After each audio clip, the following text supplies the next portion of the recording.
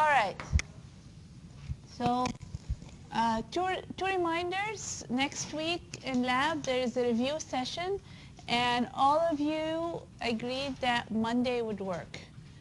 Same lab time for the Wednesday group, same lab time, so 9:30 to 12:30. We might not take the entire 3 hours. Just do come to lab. We're meeting in lab, not here, at 9:30. We'll go over the review questions I posted on Canvas for the final. Like I said, some of these questions might be on the final.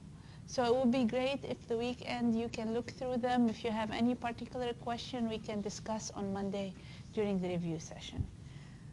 The other thing I was going to say is update your lab notebook. I will grade them one last time. Bring them with you on Monday so that I will be able to return them to you during lecture.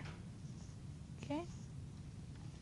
And then the last extra credit, which is protein characterization, make sure you put it on the table here before you leave. I hope everybody was able to complete that. And the last remaining 3 lectures, they don't have a lab associated with them, obviously, but they're important to learn and know about, so they're not less important than other topics. All right, so immunoassays. They're used quite a bit in analysis. You will see in next lecture on Monday, I talk about contaminants of concerns. A lot of these contaminants and residues in food are analyzed using immunoassays. So today we're going to learn about principle, and on Monday we'll look at some applications. So what are some concepts and theory for immunoassays? So the techniques rely on the concept of interactions between antibodies and antigens. Okay? So that is basically the main drive in an immunoassay, is that you have an antigen and you have an antibody, and their interactions is key for the analysis. So definition of an antigen is basically a foreign body that is introduced and induce the formation of antibodies. So let's say we have a tendency to be allergic to certain antibiotics or allergic to certain proteins. The first time our body gets exposed to it, to that antigen, we produce antibodies from the B cells, type of cells that are usually the source of antibodies. So the first exposure is just production of antibodies. The second exposure is when we have a reaction. Then, because we do have these antibodies present in our system, and when we get the antigen again, we get a response. So, but anyway, that is something different. What I'm trying to say here is we can produce antibodies, use these antibodies to detect or quantify certain antigens or components in foods. These antigens could be protein allergens, could be other things that I will talk about in next slides. Okay, so here's kind of an animation of the antibody. So antibody is basically made up of 4 protein polymers. So we have the heavy chain, 2 identical heavy chain polymers. They're longer, and they're called heavy chain just because they're higher in molecular weight. And then 2 light chain that are also identical. So basically you have 2 binding sites that are identical binding sites. They will bind to the antigen at a very specific location on the antigen. And their interaction is very specific, and it involves multiple types of interaction: hydrogen bonding, hydrophobic, ionic, van der Waals, but not covalent bonding, very specific. And the interaction is on the strongest non-covalent interaction between 2 molecules. So the interaction is so unique and so strong between antibodies and antigen And like I said, the interactions are these non-covalent bonding. Okay, so epitope is another term that I would like to introduce to you. Epitope is a region on the antigen that binds to the binding site on the antibody. So that's what's called epitope. So if we have, let's say, a protein that is our antigen, the protein might have a linear epitope or a conformational epitope. By linear epitope, that means you have certain amino acids in a sequence, 1, 2, 3, 4, 5. So they form a linear epitope. However, you know, the protein is a structure that folds and form a unique tertiary structure. So this could be 3 amino acids on one region of the protein and 2 amino acids on the other region of the protein. The protein is in a certain configuration that they are close together. This forms an epitope. We call this a conformational epitope. So linear epitope and conformational epitope. So the most important part of the antibody is the binding site, and obviously the most important part of the antigen is its epitope, where it binds to the binding site of the antibody. So antibodies exist as polyclonal and monoclonal. What does that mean? I will explain that. It's important to know the difference between polyclonal and monoclonal because they relate directly to the assay and the reagents we use in the assay, in the immunoassays. So let's say our antigen is a protein. So that's a tertiary structure of a protein, and it's a large molecule. So when this protein is, let's say, is injected in an animal body, the body of the animal starts producing antibodies. So it can produce antibody to different locations on the protein. So then I will have antibody A, antibody B, antibody C, antibody D. So basically this is polyclonal. So antibodies that are specific to different regions on the antigen. The body obviously have different B cells. Every type of B cell would produce a unique antibody. Since we have so many different types of B cells, the body is going to produce multi or polyclonal antibodies. Monoclonal antibodies, let's say all of the antibodies are the C type. All the antibodies are the B type or the A type. So they come from a singular B cell that can be harvested or can be cultured in vitro. So what happened, the way they were produced is they found carcinogenic cells. They bound it to a B cell so they can culture a large amount of B cells because of they linking it to a cancerous cell that multiplies fast. And then they can produce large amounts of monoclonal antibodies. Why is this important? And actually the scientists got Nobel Prize for this discovery. Why is that important? Because we can generate monoclonal antibodies that are used as standard reagents in assays. So when we purchase, let's say, ELISA assays, they would come with standardized monoclonal antibodies. However, if I'm testing allergenicity or immunoreactivity using human sera, looking at variability between different individuals with different allergenicity, let's say, the sera from humans will contain polyclonal antibodies. Okay? So keep that difference in mind for now.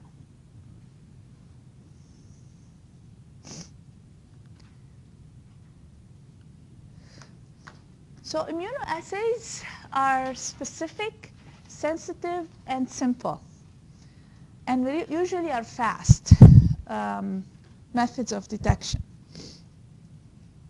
The only thing that is important is to find appropriate antibody for the antigen of interest. Okay, so am I looking at mycotoxins? Am I looking at a specific soy protein allergy, immunoreactivity to soy protein? So I need to locate antibody that would give me the detection I need for that particular antigen. So the assay should be able to separate and differentiate from free and bound antigen. And I will explain that later because the assay depends on binding the antigen to the antibody. That's the principle. So the assay needs to differentiate the way we design the assay. We need to differentiate between bound and unbound. So this is important, and I'll explain that when I talk about the assay itself. A common feature of proteins, which antibodies are proteins, is that they can bind to hydrophobic surfaces. And this is very important because oftentimes we're using plates like this plate, and this is a hydrophobic surface. And when we put our reagent in there, we need the antibody to bind and be fixed to that surface. So we take advantage of the fact that on the surface of proteins, you have hydrophobic regions that will bind to a hydrophobic surface.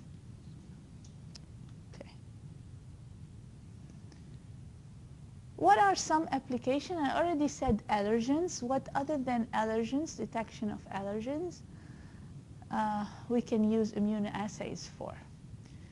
Did you come across anything that we use immunoassays for or heard about? No? Eben? What's that? 23 meat?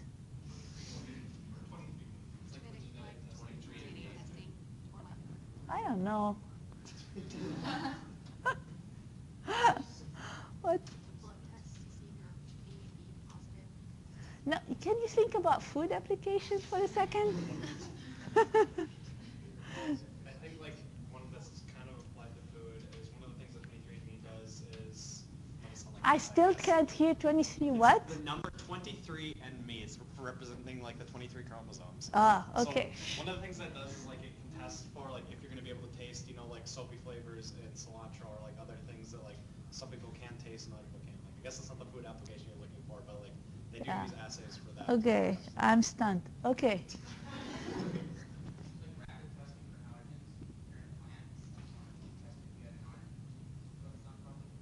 Okay, yes. Yeah, Marissa? You, yeah. Yeah, for bacteria and viruses, you can use immunoassays, yeah. Mutagens, are you thinking GMO? Yes, GMOs. What else do we have? Toxins, mycotoxins, for example, pesticides. Another one is looking at meat species authentication. So I don't know if you heard about this burger that had horse meat or patty that has horse meat in it. I'm not sure which country in Europe that was. But you can actually determine the authenticity of your meat. If you say it's beef and you're suspecting something else, you can get antibody specific for horse meat or pork meat, and then determine whether your patty has other than beef meat in it. Okay. So the analytical techniques, the most common is ELISA, Enzyme-Linked Immunosorbent Assay, and there are different types of it. There's the sandwich ELISA, which is really common. There's the competitive ELISA that is specific for small molecular weight compound. So if you get on a test, I ask you, you want to determine amount of an allergen, which is a protein. And then if you give me competitive ELISA as a way to do it, I'm going to mark it wrong. Because competitive ELISA is specific for low molecular weight antigens. And protein is not a low molecular weight antigen. Indirect ELISA is another form. We'll describe each one of them here in a minute. And then other forms of immunoassays, the immunoaffinity purification of certain antigens. You can purify certain proteins or other components using antibodies on your stationary phase. Lateral flow strips, which are immunoassay-based strips that are used for quality control or quick detection that is not based on quantification but only detecting whether or not you have that antigen in your system. And then Western blot is another qualitative approach to determining presence of certain antigens. Okay, so let's look at ELISA. Enzyme-linked immunosorbent, that means you have an enzyme linked to your antigen or an enzyme linked to your antibody.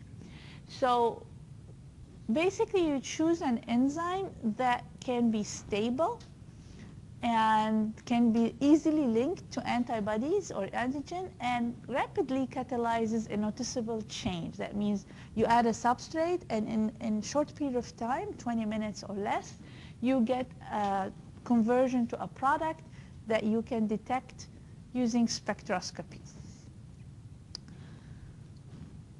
That means a product that absorbs light. And then we need a plate reader because in plate reader, if you have a plate reader, it's a spectrophotometer, the same one that you've had in the lab, similar one that you had in the lab, but instead of having a placeholder for a cuvette, you have a plate holder. So your plate, your entire plate, where you can run multiple samples, all your standards, for instance, and then your sample, you can run up to, I don't know, how many wells do we have? 180 wells, is it? Can't remember. But you do have quite a number of wells that you can run and measure absorption simultaneously.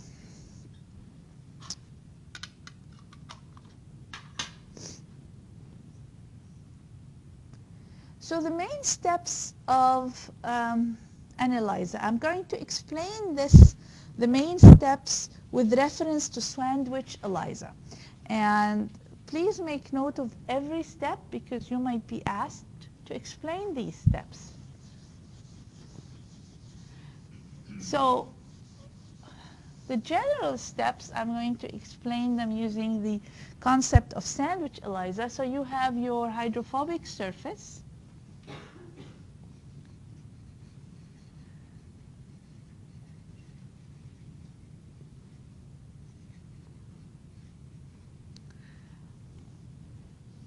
What you would do first is you would place a solution that contains your antibodies or the antibodies that will capture your antigen. Okay, we call them capture antibodies, you can call that. And because they're proteins, they're going to bind to your surface via hydrophobic interactions. Okay? So they can bind in any way. They could bind this way. But if they bound this way, they will really not bind to your antigen, but that can happen. But at the same time, they can bind in the proper way that you need them to have your binding sites here available for the antigen. Now, the first step is you put in your antibodies, you let it stand for a while for them to bind, and then you wash with a buffer. Any antibody that does not bind will be washed off. It's not lambda, just antibodies. Any unbound antibody will be washed off. Then next, you will add your sample. So in your sample, you have different components. If you have an antigen, the antigen will bind to your antibody. And then next, what will happen is you want to have another wash to wash off anything that did not bind. So anything that did not bind will be washed off. Then if it's a sandwich ELISA, you are going to put another reagent or solution with another antibody that will bind at a different epitope on your antigen. So this antibody will not necessarily be the same as the antibody here because this bound to a certain epitope and this bound to another epitope. Okay? So here in an assay, in an ELISA assay, you can get monoclonal antibodies to use as capture antibodies, but then your detection antibodies will have to be different. They can be polyclonal or a different type of monoclonal. Yeah. And then these could be labeled with an enzyme.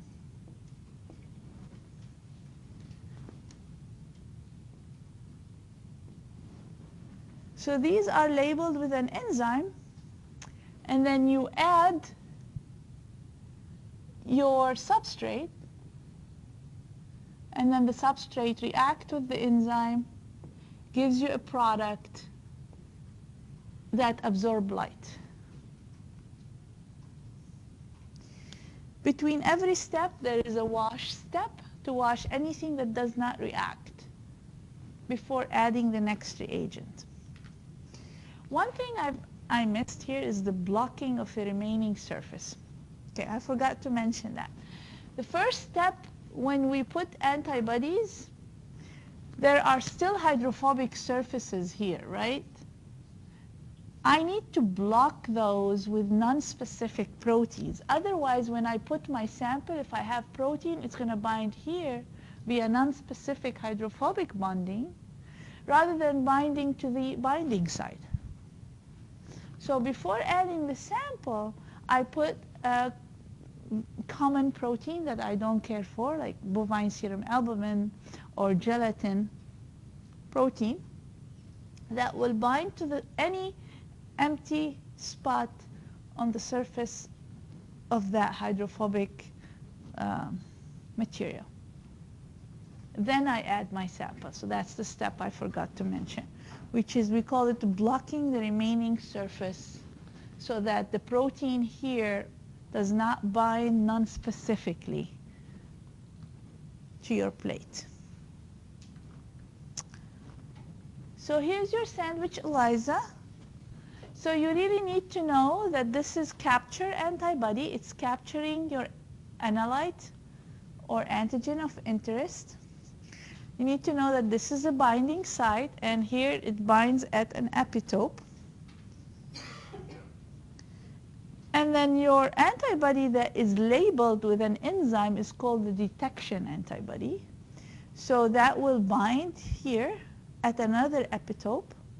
And then we add our substrate. We generate a colored compound that we can measure its absorption.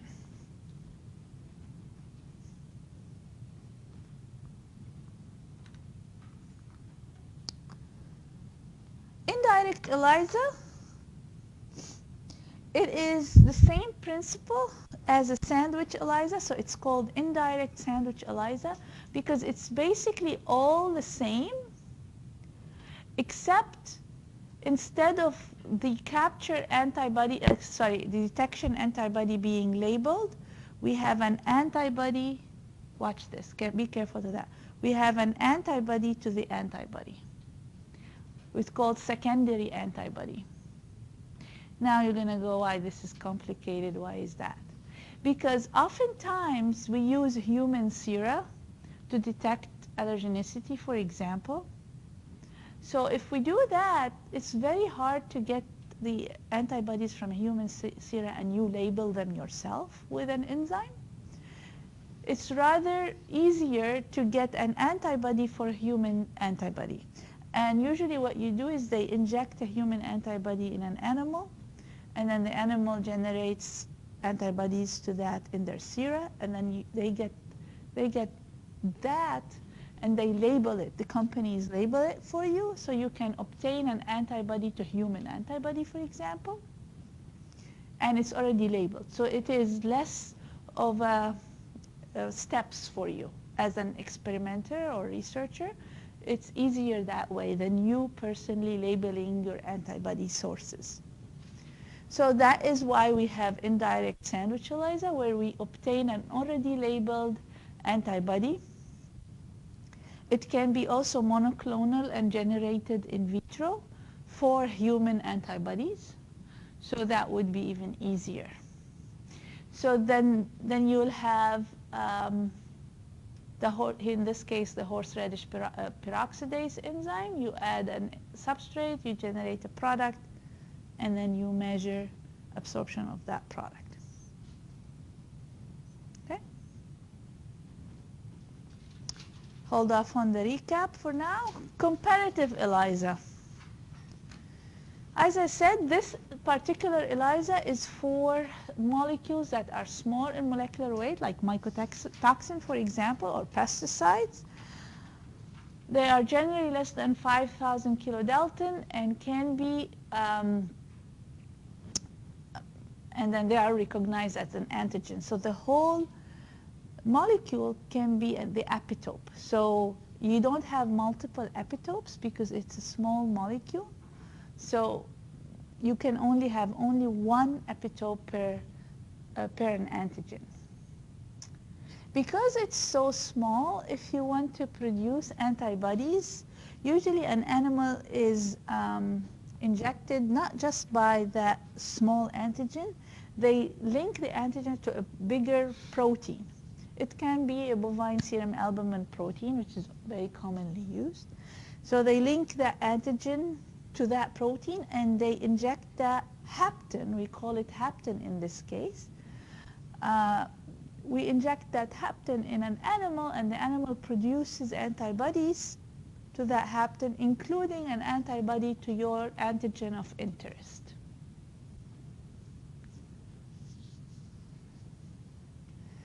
So the way it works is, if you can see here, you have your sample, you have your antigen of interest in your sample, and you have a labeled antigen that you already, like a standard, that you have labeled it with an enzyme. Okay? So it's called competitive because you have your antibody, and then if you have the antigen from your sample is going to compete with your standard labeled antigen for binding sites on the antibody. So they're going to compete. The more antigen you have in your sample, the more of your sample antigen will bind. If you don't have that antigen, or if you have less concentration of that antigen, more of your standard antigen that is labeled will bind. So hence, the more is the absorption, the less is the presence of antigen in your sample. So it's kind of inverse. Your absorption is inversely related to the concentration of your antigen in your sample. Right? Get that? So the more antigen you have in your sample, the less of the bound one will bind, because they're competing. If the less standard antigen that is linked will bind, that means you get less absorption when you add a substrate. Okay, I'm explaining it again. I'm saying the same thing. Okay? If I don't have an antigen in my sample, or it's in a low concentration, more of the labeled standard antigen will bind, and because more of it will bind, more substrate will convert to a product, and I get higher absorption. That's why it's correlated with lower concentration. Okay. So with competitive ELISA, you have two models. You can have the model that you use, you bind antibodies first on your plate, and in this model, you have your hapten, that means the protein linked to your antigen, is labeled with an enzyme. And then you have the antigen from your sample. This is the free antigen from the sample. The more antigen from the sample, the more they're going to bind to the antibodies here, and less are going to, and less of the labeled hapten will bind. So we have less color, okay? Same what I was saying. Another form is bound hapten. So instead of binding your antibodies, you have your hapten that has the antigen, and then you have antigen from your sample that is free. So the hapten with the antigen that you obtain as a standard, you bind that to your hydrophobic surface. You add an antibody with an enzyme-linked. And then, of course, there is the free antigen. So if I have a lot of that free antigen in the sample, the free antigen will bind to the antibody that is labeled, and when I wash with my buffer, they will be washed off. So the enzyme-labeled antibodies will be washed off because they already bound to the antigen in the sample, so they're no longer going to bind to the antigen on the hapten. So they will be washed off, and I will have less absorption. If you want me to repeat anything, please let me know. I can. All right. One important note is the protein used to bind the antigen in the assay must be different than the protein used in the animal to produce the antibody. Why? Because you don't want the antibodies to bind randomly to different locations on that protein, because that entire hapten was introduced into the animal body. So the animal bodies produce antibodies not only for your antigen of interest, but also for other locations on that protein. So in your assay, you want to make sure that your hapten carrier protein is unique, different than the one used to generate the antibodies. That's something just to remember.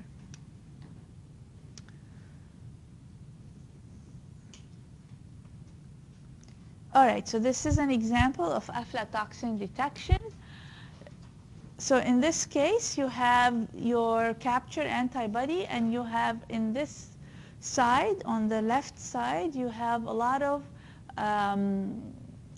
aflatoxin, it seems like, in your sample. So less bound hapten will be bound to your antibody, so absorbance will be low.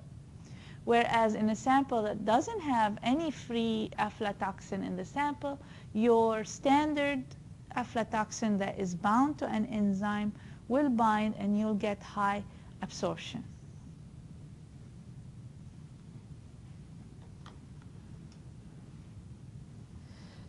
So we can use immunoaffinity chromatography for purification of certain antigens, where your antibodies are linked to your stationary phase, and you can use that to isolate and concentrate a particular protein of interest. Or if it's not protein, any antigen of interest. So the next thing I want to talk about is the lateral flow strips, which are usually used just for a quick check. If you are on a field and you're checking if the crops are GMO crops, you can just extract some proteins from these crops and just insert your strip and determine whether or not you have that genetically modified protein from a genetically modified crop. So the principle is used, it's based on a sandwich ELISA, and this lateral flow strip is also used in pregnancy tests. As some of you, well, many of you, or all of you, are not yet familiar with that. But at some point in life, you might be. And the yellow color is coincidental in this case. Only Sam got the joke. But anyway, you would insert your strip in your solution. It happens to be yellow in this case. But, all right. So here you have antibodies labeled with a color, a chromogen. And if you have an antigen that you are looking for in your sample, it will bind to the antibody. And it's called lateral flow. It will flow, lateral flow, up the strip and get to another zone that you have immobilized antibodies for the same antigen that will bind at a different epitope. So if you have the antigen, they are flowing up with the antibody that is labeled. And once they get to the other line, they will bind to the immobilized antibodies. And then you'll see a color. So here's a strip that shows a positive versus negative. You always have a control line to check that, well, there is a flow, the sample is moving up. So what's on the control line is actually an antibody to the antibody that is labeled with a color. So if it doesn't carry any antigen, it's not going to be immobilized at the test line. It's going to continue and go up and just get bound to the antibody for the antibody. So in a positive test, you'll see two lines. The control line where you have your antibody that is labeled bound to the antibody, and the test line will only bind if you have the antigen there, because the antibody that is in the test line is specific to the antigen, not to the antibody. So if you have the antigen, you'll see a color there. If you don't have the antigen, you won't see a color.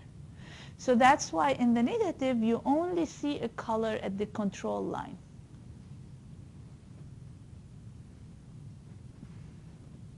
Okay. So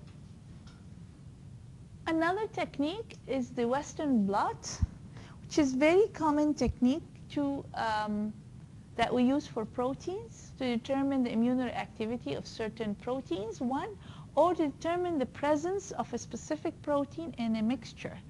Like I said, horse protein or pork protein in a patty. So what you can do is you can extract your protein and you run them on a 2D gel. We talked about 2D gel last time or time before last time. So your proteins will separate into individual spots, and what you do after that, here's a demonstration of what you're going to do. So you ran your 2D gel, so you will have a gel. I don't have a gel right now. You will put it on one of these sponges, and then on the other sponge, you will put a PVDF, polyvinyl difluoride. Anyway, so you will put that on that membrane.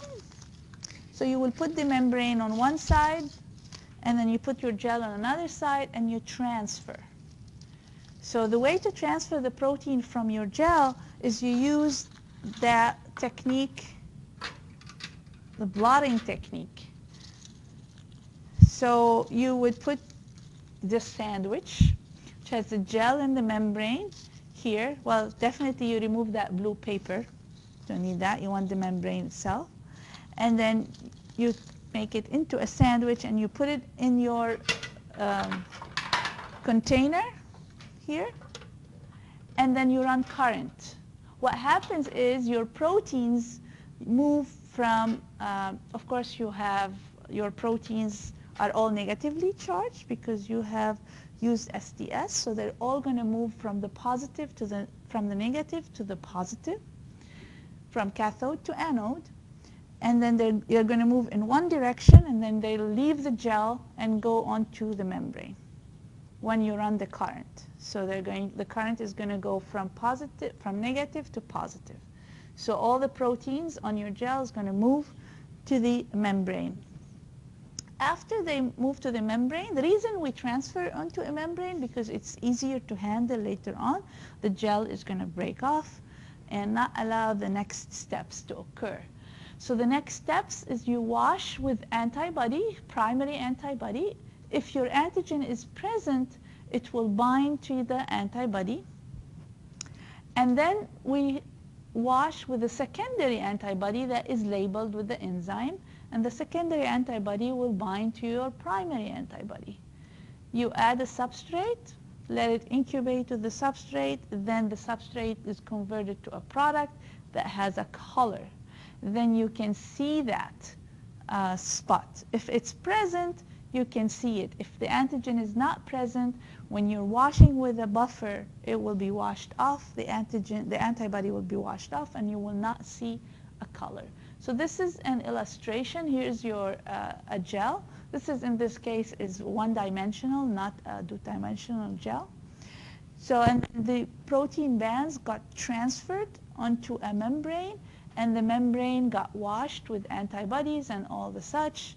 And then here they were looking at a pork-specific meat protein, and if it's there, it will show. Nothing else will bind to the antibody because the antibody is specific to a protein from pork protein.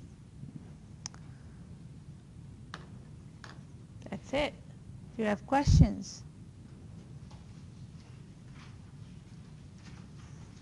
Okay, so make sure you review the recap here. It's basically, we talked about all of this just now. Make sure you understand all of these.